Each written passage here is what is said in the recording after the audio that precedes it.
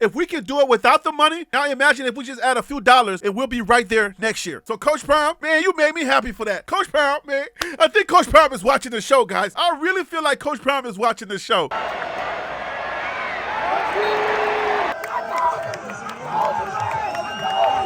Bandwagon Buffs, man.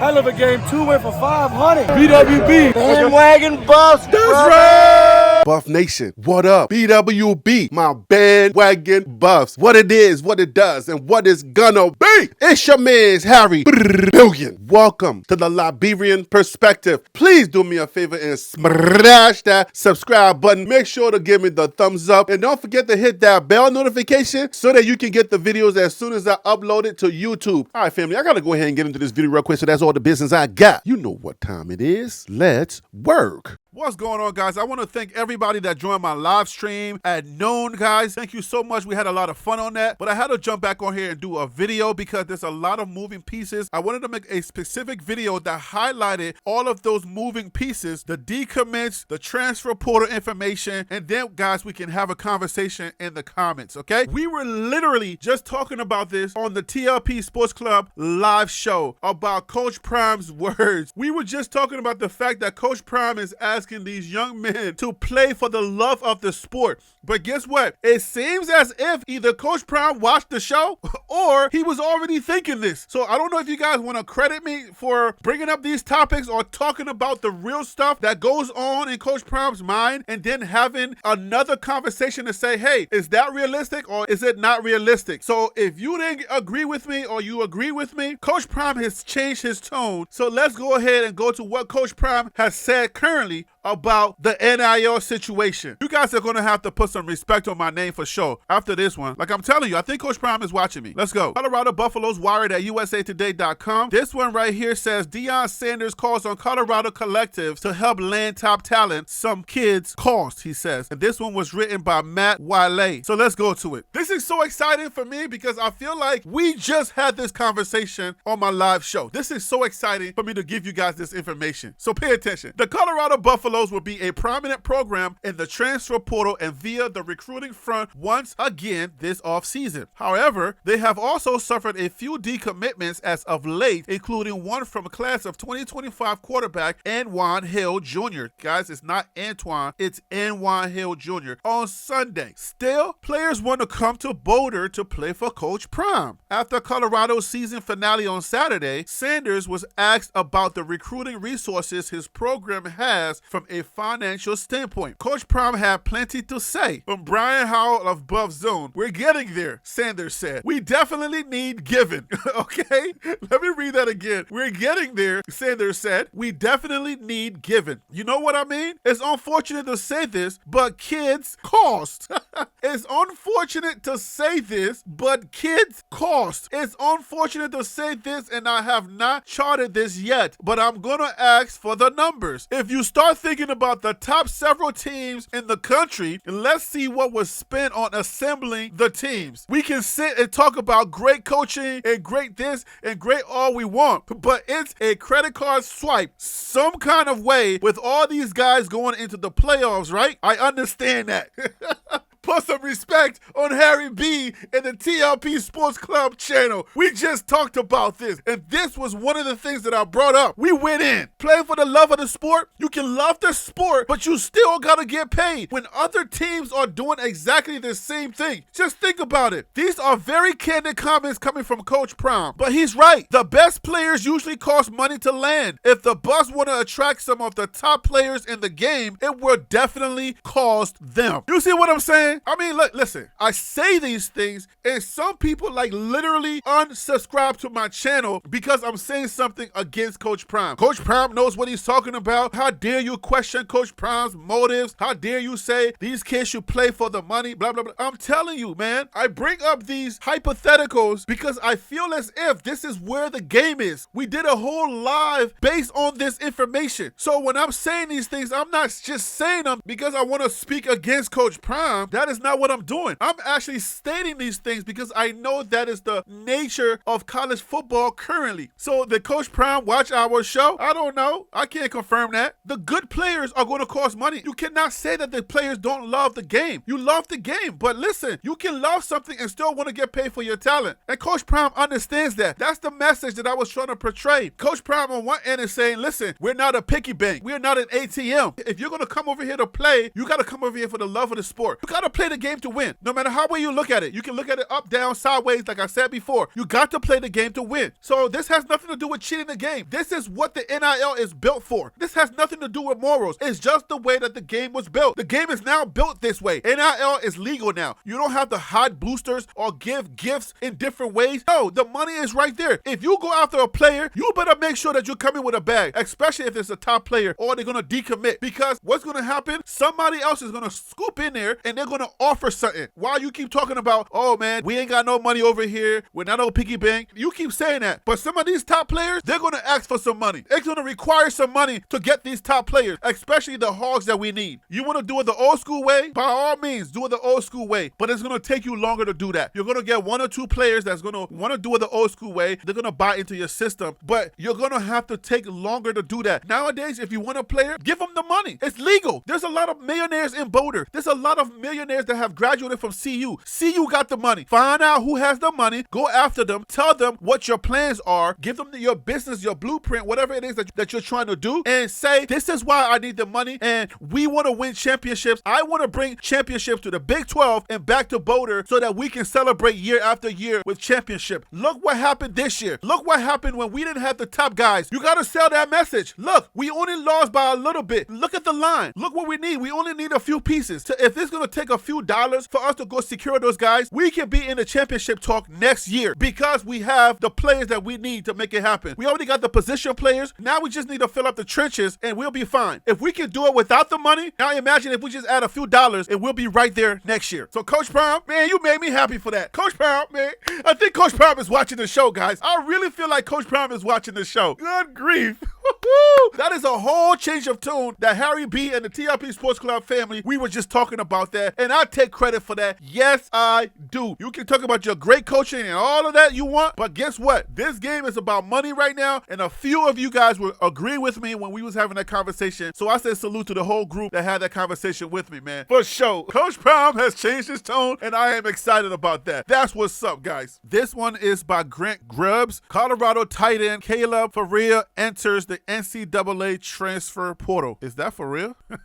That's a pun. Colorado tight end Caleb Faria has entered the transfer portal. Faria appeared in 6 games this season, but failed to record a catch. Faria made 17 total appearances while at Colorado and amassed 3 career receptions for 23 total yards. Faria played high school football at North Attleboro, Massachusetts, Bishop Feehan, where he was a 3-star prospect. He was the number 865 overall recruit in the 2020 cycle, according to the On3 industry ranking, a weighted average that utilizes all 4 major recruiting media companies. For those of you who are not too familiar with Caleb, he didn't get a lot of playing time this year, so he wasn't really a big factor to the offensive rotation, but this is him right here. He was a tight end. He was number 88. He was definitely not Mikey. His height was 6'5". He's a sophomore. He has 2 years of eligibility left, so whatever school gets him, he should be able to give them 2 years. Let's move on to the next one real quick because there's a lot that I have to pack into this one video. For those of you who are not getting this information, you're piecing all of this together, I want to put all of this in one video so that you can have this one video that tells you everything that's happening around the school. All of the transfer portal stuff. By now, a lot of you have already heard about this. Class of 2024 quarterback Danny ONeal decommits from Colorado. You guys know about Danny ONeal. This one is by Hayes Fawcett. And if you didn't know about Danny ONeal, who he was, I just wanted to show you a photo right here of Danny ONeal. He was a dual threat quarterback for the class of 2024. A lot of people have said that he will possibly be the replacement for Shedeur once Shedeur makes that move to the NFL. This guy is really good. I mean, he can run the ball, he can pass the ball, his arm was great, and he brought a lot of intangibles to this quarterback position for CU. Now, the story about him is he was a Sean Lewis recruit. We all know that within days now, okay, I don't know if it's going to be breaking news by the time I get to it, but Sean Lewis is going to be leaving CU real soon. We don't know when when that announcement is going to come, but Sean Lewis is moving on from CU. We all know that the writing is already on the wall. This Danny ONeal decommitment, I think it has a lot to do with the fact that Sean Lewis is moving on from CU, and it's possible that maybe Sean Lewis already knows where he's going. The ink hasn't dried yet on the next contract, whether it's going to be an OC job or he's going to be a head coach. He got demoted mid-season. That definitely possibly messed up a lot of his chances for him to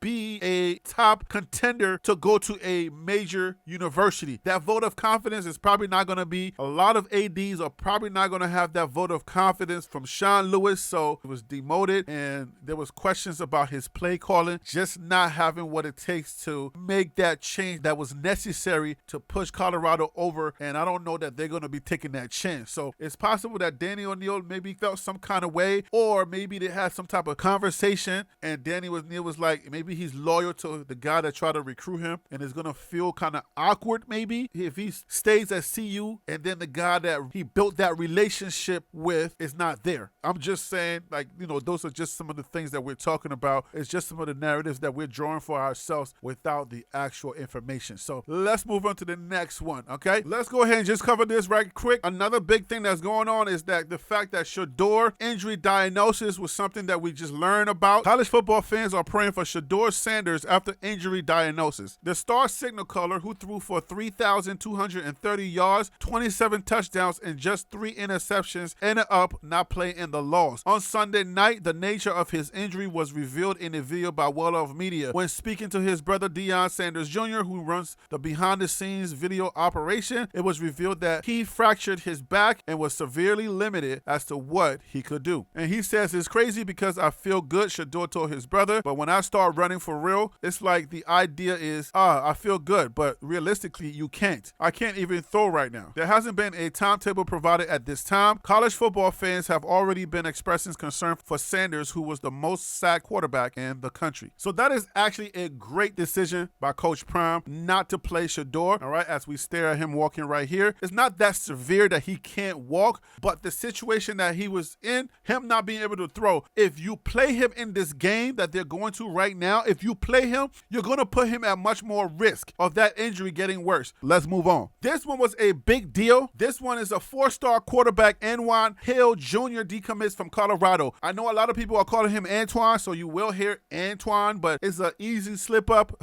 all right? If you don't look at it closely, even Skip on Undisputed calling him Antoine Hill, but his name is Antoine Hill Jr. He decommits from Colorado. This is by Jack Carlo, all right? Just about every college football program is dealing with decommits right now, but Colorado has now suffered 3 big blows since November the 12th. On Sunday, class of 2025 4-star quarterback Antoine Hill Jr. became the latest joining 2025 wide receiver Winston Watkins Jr. and 2024 offensive lineman Taylon Chandler. Hayes Fawcett of On3 was the first to break the news of Hill's decommitment. Hill, the number 5 ranked quarterback in his class, 247 Sports Composite, have been committed to Colorado since October the 20th. As head coach Deion Sanders said last week, the Buffs are well aware that a commitment doesn't mean much until the recruit signs. Fortunately, Colorado has plenty of time to find its 2025 quarterback. To me, the biggest takeaway is the fact that Colorado is not a major program when it comes to a recruiting pipeline. Colorado is not there yet. We are still rebuilding. A lot of young men do not want to come here from the 1-11 season to now the 4-8 season as we see Shedeur run onto the field. But yes, a lot of recruits are making decisions based upon wins and losses. Now, there's another thing that is in play also. Money's in play. A lot of us are not thinking about. They are getting offers. These young men are going to get offers from other schools. Coach Prime is telling you, all right, the narrative out there, a lot of people are using Coach Prime's words against him. Coach Prime himself has said they ain't got no money over there. They're not trying to offer you no money. So if you got a good player that you're trying to get, all you have to do is just whisper a little bit of something in their ear, go to their parents and say, listen, we'll give you $300,000, we'll give you $1 million, we'll give you whatever you need. Or they are making offers that's letting them know, hey man, come over here with us and we'll give you your NIL deal. Forget about that stuff that Colorado is saying. They want you to love the game. Don't come over here for no money. We're not no picky bank. We know you love the game. We know that's why you're playing this game. So we're going to offer you something and you can still do what you love doing. The narratives are being spun. Everybody is spinning the narrative to work for them. Most of these young men are going to be offered money, either money or more money to play. All right, so here is another one, guys. Breaking news, 2025 running back Jamal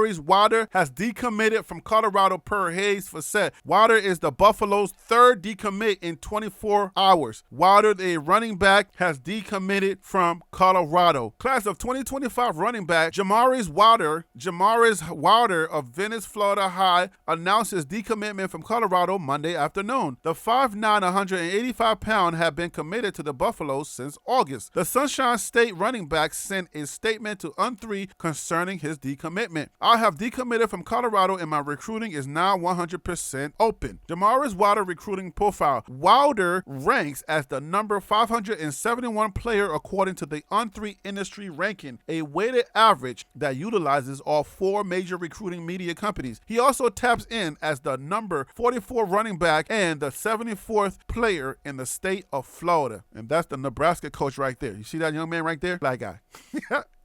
Woo. He currently does not have an ONeal NIL valuation publicly listed. Listen, guys, there's never a dull day with Colorado football. There's going to be information coming out every single day from now all the way until we start the games next season. 2024 is only about a month and a couple of days away. We're going to be in a whole nother year before you know it. So glad to see Shedeur walking around and feeling good. Hopefully he'll be able to practice soon because you know how these things work. This is a lot of stuff that's happening around the Colorado Buffaloes. And the reason why we're getting a lot of this news, and if you're being inundated with every minute breaking news, it's because this is Colorado. We are the hottest team spinning in college football. To tell you the truth, I feel like we need every commit that we can get. Now, some of these skill positions, I'm not too worried about because I know the skill positions, we got them locked down. The only thing that I'm worried about are those trenches. If you were to tell me that the trenches, the commits that we have for the trenches, they started to decommit and they didn't want to come here, then I'll start getting worried. But whenever I get information about a decommit about a specific player that is a skill position player, I'm like, we're good. You know what I'm saying? Like, we need the defensive line and the offensive line. Number one, we have to stop the run. If we cannot stop the run, other running backs that are subpar, it makes them look like Hall of Fame running backs every time we play them because we can't stop the run. No matter what, the run keeps happening. If Utah can take the ball with 6 minutes to go, 6 minutes, and they're running the clock all the way down until they win the game, 6 minutes, you let a team have the ball for 6 minutes. Come on now. That means they had to get at least 3 to 4 first downs to keep that clock running in order for them to stay on the field. They wore down the clock just running the ball, and we didn't have a chance to get the ball back. We need to fix that. The defensive line got to get fixed so that we can stop the run and get the ball back into the hands of the offense. We're looking forward to a lot of good things happening around this team. That's what I'm grateful for. But anyways, guys, I wanted to make sure that I brought you all of those news in one video, so I'm going to have to leave it right there. Okay? All right, family, that is all the information that I have for this video. Hope you got a little something out of it. And if you did, please help this channel grow by smashing that subscribe button. But I'm going to have to leave it right there. You know who I am. I'm Harry B. And that right there was the Liberian Perspective. That's TLP Sports Club. Brah.